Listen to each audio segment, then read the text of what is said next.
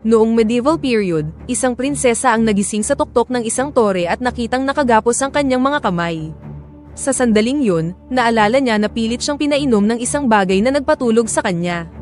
Tumingin siya sa kanyang paligid at nakita ang isang bukas na bintana, na patungo lamang sa karagatan. Pagkatapos ay nalaman niyang nakalock ang pinto, ngunit agad siyang bumalik sa higaan nang marinig niyang may papalapit sa silid.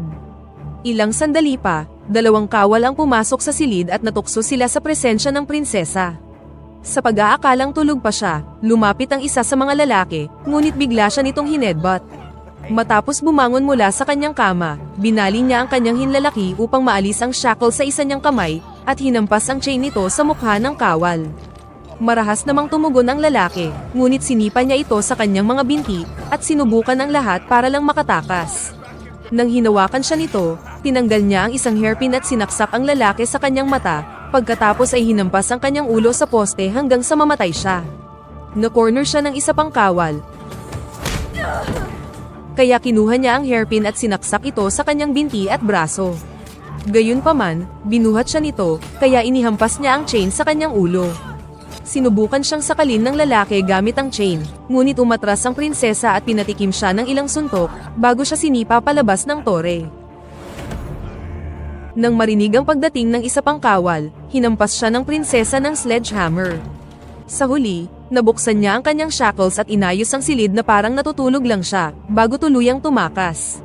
Nang hindi gumagawa ng anumang ingay, nakarating siya sa isang banyo, at mula sa bintana, nakita niya ang kanyang pamilya na nakagapos sa courtyard, at ang buong kastilyo ay sinakop ng mga invaders. Lumalabas na ang may kagagawa ng lahat ay si Julius, anak ng isang diplomat na masyadong obsessed sa kapangyarihan. Sa tulong ng kanyang tapat na warrior at kanang kamay na si Moira, plano niyang agawin ang trono, ngunit para gawing legal ang kanyang paghahari, balak niyang pakasalan ng prinsesa, na dapat ay kasama niyang umakyat sa altar noong isang gabi, ngunit ang kasal ay hindi natuloy dahil umatras siya sa huling minuto. Iginiit ng reyna na nagtiwala sila sa kanya, habang ang kanya namang bunsong anak na babae na si Violet, ay sinabi kay Julius na hindi niya kailanman makukuha ang kanyang kapatid na babae. Iginiit ni Julius na makukuha niya ang gusto niya, ngunit tumugon si Violet sa pamamagitan ng pagdura sa kanyang mukha. Ginamit ni Moira ang kanyang whip malapit sa ulo ng prinsesa, at nahuli ang lalaking nakaluhod sa likod niya. Inutusan ni Moira si Violet na huwag maging bastos, bago pinalaya ang lalaki. Sinisi ni Julius ang hari sa ugali ng kanyang mga anak, at inakusahan siya ng pagsira sa kanilang tradisyon, at pagtanggap sa mga tagalabas sa halip na sakupin sila. Pagkatapos ay sinamahan na ng kanyang mga kawal ang royal family sa dungeon, habang pinapanood sila ng prinsesa sa may tore. Sinisi niya ang kanyang sarili, at naalala na pilit siyang ipinapakasal kay Julius para magbigay ng tagapagmana sa kanilang kaharian. Gayunpaman, hindi natuwa ang prinsesa, kaya tumakbo siya palayo bago pa nila matapos ang seremonya. Ilang sandali pa, biglang pumasok sa silid ang isang malaking kawal, kaya lumubog ang prinsesa sa bathtub para magtago. Mula sa maliliit na galaw, nakagawa siya ng ilang mga bula na kumuha sa atensyon ng lalaki. Sa kabutihang palad, hindi siya nito nakita dahil sa kanyang helmet. Pagkaalis ng higanteng kawal, lumabas ang prinsesa sa tubig, pinunit ang basang-basa niyang damit at pagkatapos ay lumabas na ng banyo. Dahan-dahan siyang naglakad sa pasilyo, at iniwasan ang mga sundalong naririnig niya mula sa malayo. Gayunpaman, bigla siyang nahuli ng kawal kanina at sinakal siya. Para makawala, kinalampag niya ang kanyang helmet, dahilan para mabitawan siya ng higante. Pagkatapos ay sinipa niya siya sa kanyang dalawang itlog, ngunit wala rin itong epekto, na labis niya namang ikinadismaya. Well, that usually works. Nang wala ng ibang choice, napilitan siyang lumaban, iniwasan ang kanyang espada at sinipa ito mula sa kanyang pagkakahawak. Hinawakan siya nito sa leeg, kaya isinalpok niya ang kanyang helmet sa dingding para makatakas. Pagkatapos ay sumugod sa kanya ang lalaki na parang isang galit na hayop, kaya tumalon siya sa pader at sumampa sa kanyang balikat, bago pinilipit ang kanyang helmet para hindi siya makakita. Sinubukan ng lalaki na ihampas siya sa dingding, ngunit kinuha ng prinsesa ang kanyang helmet at sinaksak siya gamit ang mga sungay nito, bago ito hinampas sa kanyang ulo. Pagkatapos ng laban, naalala niya ang kanyang guro na si Lin, na nagturo sa kanya na ang pagiging isang tunay na mandirigma ay nakasalalay sa kanyang ipinaglalaban. Samantala sa courtyard, natagpuan ng ibang kawal ang lalaking nahulog kanina sa tore. Nang makita ito, agad na naghinala si Julius na kagagawa nito ng prinsesa. Kaya naman, inutusan niya ang isa sa kanyang mga tauhan na si Kerr na mag-imbestiga. Sa halip na gawin ito, inutusan ni Kerr ang isa pang kawal na tingnan ng prinsesa. Samantala, nagtatago ang prinsesa sa knitting room at pinunit ang kanyang bridal gown para mas madali siyang makagalaw. Ilang sandali pa, biglang dumating ang dalawang kawal. Nang walang pag-aalinlangan, sinaksak niya ang isa sa kanila. Sa pagharap sa pangalawang kawal, kumuha ang prinsesa ng isang lace mula sa kanyang damit at ginamit ito upang igapos siya sa poste.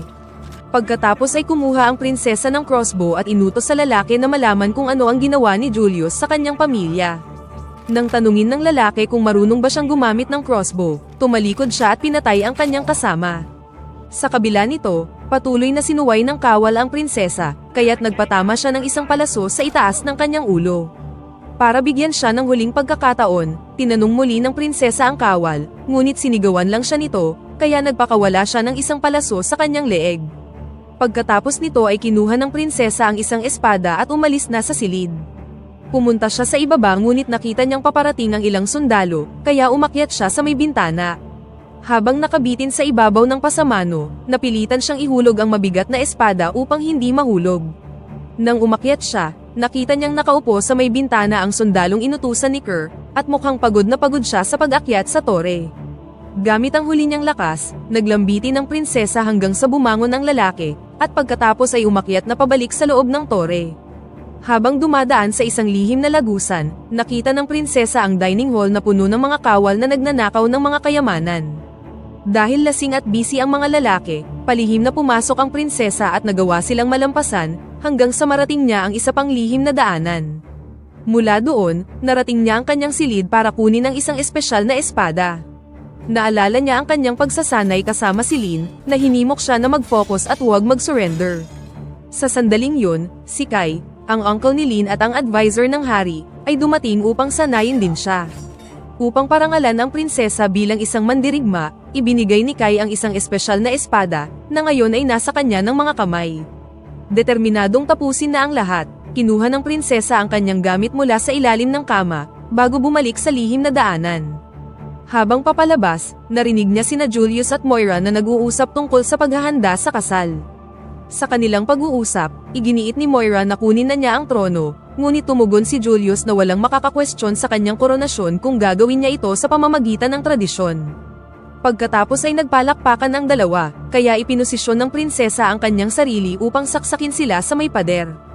Gayunpaman, inistorbo sila ng isang kawal ni Julius, na ipinahayag na gustong makipag-usap ng hari sa kanila.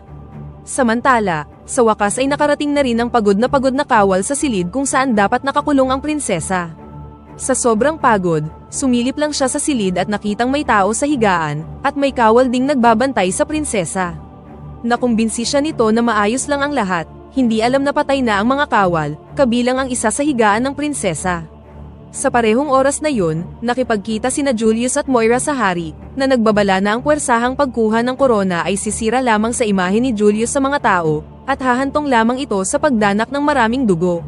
Samantala, gumapang ang prinsesa mula sa isang vent at natagpuan ang kanyang sarili sa ilalim ng baluti ng isang kabalyero. Sa pag-aakalang pandekorasyon lang ito, patuloy siyang gumapang palabas, para lamang saksakin ng kabalyero ang kanyang damit. Mabilis na sinipa ng prinsesa ang kanyang espada at umiwas sa kanyang mga pag-atake. Pagkatapos ay inatake niya ang kabalyero, ngunit nababalot ng baluti ang kanyang katawan. Gayunpaman, patuloy na umatake ang prinsesa hanggang sa masaksak niya ito sa may kilikili, na nagbunyag sa mga weak points ng baluti. Gamit ang kaalamang ito, itinutok ng prinsesa ang kanyang mga pag-atake sa mga weak points ng baluti, at pagkatapos ay itinapon sa kanya ang isang oil lamp. Tumawa lang sa kanya ang kabalyero, hanggang sa naghagis ang prinsesa sa kanya ng isang kandila. Sa courtyard, tiniyak ng pagod na kawal kay Julius na natutulog pa ang prinsesa. Gayunpaman, biglang bumagsak sa courtyard ang nasusunog na kabalyero. Nang makita ito, sinisi ni Julius si Kerr at inutusan siyang harapin ang sitwasyon. No. Pagkaalis ni Julius, inutusan lang muli ni Kerr ang kanyang mga tauhan na halughugin ang kastilyo.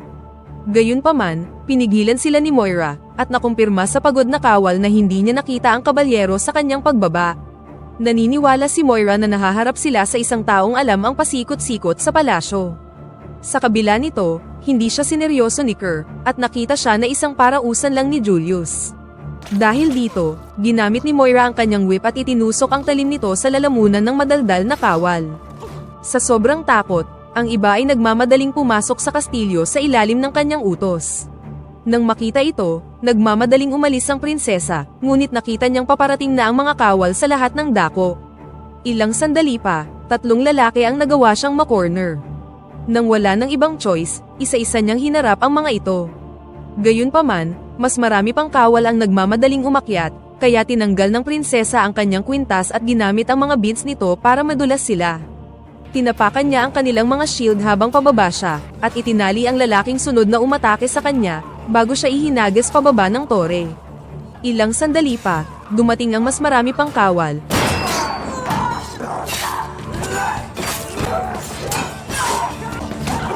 At ipinaalala ng isa sa kanyang mga kasama na kailangan nila ng buhay ang prinsesa, kaya nag-aalangan silang umatake. Habang nanghihina ang prinsesa dahil sa kanyang mga sugat, na-corner siya ng mga kawal, kaya itinapon niya ang kanyang sarili sa pasamano, at ginamit ang katawan ng isang kawal para ikusyan ang kanyang pagbagsak. Tumalon ng isa pang lalaki para sundan siya, ngunit mabilis niyang nasangga ang kanyang pag-atake at sinaksak siya sa binti. Pagkatapos ay dumiretso na sa ibaba ang prinsesa, para lang makita ang pagod na kawal, ngunit hindi siya nito napansin. Kalaunan, napalibutan na siya ng mga sundalo, kaya tumalon siya sa bintana at humawak sa isang tapestry, bago isinwing ang sarili papunta sa isang silid. Pagkatapos ay nagtago siya sa likod ng mga kurtina upang gamutin ang kanyang mga sugat. Sa panahong yun, naalala ng prinsesa ang hari at reyna, na tinatalakay ang tungkol sa kanyang kasal upang bigyan ng tagapagmana ang kaharian. Tutol dito ang reyna, ngunit iginiit ng hari na wala silang anak na lalaki na magmamana ng trono. Gayunpaman, iginiit ng prinsesa na hindi siya isang bagay na pwedeng ibenta ng basta-basta na lang, ngunit pinaalalahanan siya ng hari na gawin ang kanyang tungkulin. Ilang sandali pa, napansin ng prinsesa na may pumasok sa silid. Agad niyang sinunggaban ang bisita, para lang malaman na si Lin lang yun. Nang makita siyang sugatan, ginamot ni Lin ang prinsesa at sinabi sa kanya na ang royal family ay nasa dungeon. Upang makarating doon, nagtungo sila sa kusina ngunit nakita nilang puno ito ng mga kawal. Hindi nagtagal, ipinatawag ang mga kawal upang tumulong sa paghahanap ng prinsesa, ngunit nagpaiwan ng ilan sa kanila upang tikman ang babaeng tagapagluto. Nang makita ito, magkasamang pinalaya ni Lin at ng prinsesa ang kusinero, at pagkatapos ay hinarap ang mga kawal. Habang nilalabanan ng prinsesa ang 2 lalaki, madaling napabagsak ni Lin ang isa pa. Hindi nagtagal, na-corner sila ng 3, kaya itinapon ng prinsesa ang isang mainit na sopas sa isang kawal, bago hinarap ang 2 pa. Matapos patumbahin ni Lin ang kanyang kalaban, sinugod ng 3 kawal ang prinsesa. Ngunit hinila siya ni Moira gamit ang kanyang whip, para siya mismo ang humarap sa prinsesa. Pinagalitan niya ang dalaga sa paggawa ng ganoong gulo at pinayuhan siya na sumunod na lang, ngunit tumanggi ang prinsesa. Dahil dito, ginamit na ni Moira ang kanyang whip sa 2, na agad naman nilang sinangga gamit ang kanilang mga espada. Kalaunan, nahuli niya si Lin at ibinalibag siya, kaya tinulungan siya ng prinsesa. Gayunpaman, ibinalot ni Moira ang kanyang whip sa lalamunan ng prinsesa at isinabit siya sa kusina na parang isang karne. Desperado si Lin na iligtas ang prinsesa, ngunit pinigilan siya ni Moira. Sa huli, nakapagpatama si Lin ng isang sipa sa mukha ng Amazona, at pagkatapos ay naghagis ng langis sa pugon, na naging sanhi ng pagkasunog ng buong kusina at humarang sa dinadaanan ni Moira. Pagkatapos ay inutusan ni Lin ang prinsesa na gamitin ang mga imburnal para makarating siya sa dungeon, habang siya naman ay susubukang pigilan si Moira. Samantala, gumapang ang prinsesa sa mga imburnal at kalaunan ay nakarating sa dungeon, kung saan nadatnan niyang nagiinuman ang mga bantay at walang pakialam sa kanilang paligid. Upang makapasok, ginawa ng prinsesa ang hindi inaasahan, kung saan nagpanggap din siyang lasing. I needed that. Pagkatapos nito, isa-isa na niyang pinabagsak ang mga bantay at halos hindi man lang pinagpawisan sa kanila. Ang kanyang ama, na nakakulong doon kasama ang Reyna at si Violet, ay hindi makapaniwala sa kanilang nakikita. Gayunpaman, bago pa sila makaalis, may biglang nagpatulog sa prinsesa. Nang magising ang prinsesa, nakita niyang nasa isa siyang silid kasama si Lin at ang kanyang pamilya. Pinagalitan siya ni Julius dahil sa ginawa niyang gulo, ngunit kinagat lang ng prinsesa ang kanyang kamay. Bilang ganti, sinampal siya ni Julius. Nagbanta ang prinsesa na kapag ikinasal na sila, kailangan niyang matulog nang nakabukas ang isa niyang mata dahil araw-araw at gabi-gabi niyang susubukang patayin siya. Dahil sa tigas ng kanyang ulo, nagpasya si Julius na si Violet na lang ang papakasalan niya, at inutusan si Moira na patayin na ang prinsesa. Bago pa ito magawa, sinipa ng prinsesa ang espada ng isang sundalo para iindayog ito papunta kay Moira. Habang lumalaban ang prinsesa, kinuha ni Lynn si Violet at inilayo siya sa lugar. Pagkatapos ay itinapon ng sundalo ang prinsesa sa isang bintana, dahilan upang mahulog siya mula sa mataas na tore papunta sa tubig. Habang lumulubog ang prinsesa, naalala niya ang kanyang mga pagsasanay at ang mga oras na kinukwestiyon ang kanyang kakayahan at lakas. Nang maalala na balak ni Julius na tikman ang kanyang nakababatang kapatid, nagising siya at naalala ang kanyang ipinaglalaban. Gamit ang isang basag na piraso ng salamin, pinakawalan niya ang kanyang kamay mula sa pagkakatali at lumangoy papunta sa ibabaw ng tubig. Kasabay nito, inihahanda na ni Julius ang kanyang kasal, kasama ang hari, reyna, at iba pang maharlikang panauhin para maging witness sa kanilang pag-iisang dibdib. Habang hinahanap ng kanyang mga tauhan si Violet, bumalik ang prinsesa sa kastilyo ngunit kinumpronta siya ng isang kawal. Sa kabutihang palad, itinulak ni Violet ang isang estatwa upang madaganan ang lalaki, at ang prinsesa ay masayang makasama muli si Lynn. Pagkatapos nito, nagtungo ang tatlo sa isang kamalig kung saan inarmasan nila ang kanilang mga sarili para sa paparating na laban. Namangha si Violet sa mga sandata, na nagbigay sa kanya ng inspirasyon na sumali rin sa laban.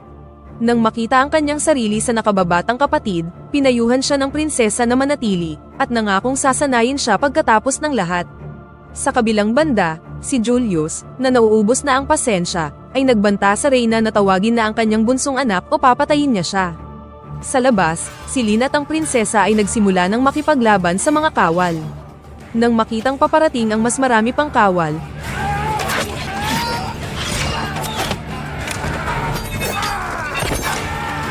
nagmamadali silang nagtago. Samantala, palihim na pumasok si Violet sa simbahan para palayain ang mga bilanggo, at ibinigay kay Kai ang isang espada. Gayunpaman, napansin ito ni Julius at nahuli siya. Sa mga oras na yun, si Lynn at ang prinsesa ay makikitang nakikipaglaban sa mga nakabaluting kabalyero. Dahil alam na ng dalawa ang kahinaan nila, pinuntirya nila ang kanilang mga weak points, at gayon din ang kanilang itlog. Nang makitang nadakip si Violet, lumaban sila patungo sa simbahan, kung saan pinilit ni Julius ang pari na bilisan na ang pagkasal sa kanya at kay Violet. Sa labas, ihinagis ng prinsesa ang kanyang espada sa isang kawal, na nagpahintulot kay Lynn na makapasok sa simbahan.